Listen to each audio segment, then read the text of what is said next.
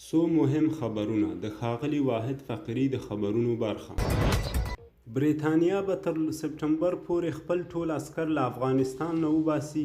بریتانیا همدا اوس په افغانستان کې 750 عسکر لري.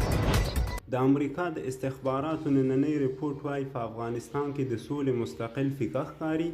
طالب به زیاتې سیمې لاندې کړي. کابل به په دفاعي حالت کې جام پاتې وي.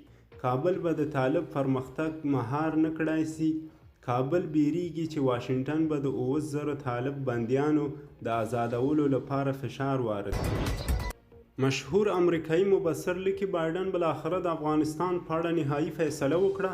که څه هم زیاتو نظامیانو د پاتې کېدو مشوره ورکړه خو بایډن ونه منله. د بایډن تصمیم حتی پر شرایطو پورې هم تړاو نه لري ځکه د شرایطو ته انتظار وایستل سي. امریکا به تر ابده هلته پاتې وي. د جرمن د دفاع وزیر وایي جرمن عسکر به د امریکایي عسکرو سره یو ځای سپټمبر کې راووځي.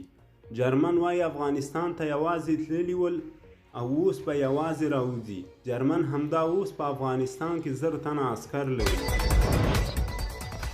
لاس انجلس ټایمز لیکي د متحدو ایالاتو د دفاع د وزارت مامورین اندېښمن دي چې هسې نه چې د افغان فوز ناراضي عسکر او طالبان لاسونه سره ورکړي او پر امریکایي عسکرو دننه د هغوی په اډو حملې پیل کړي.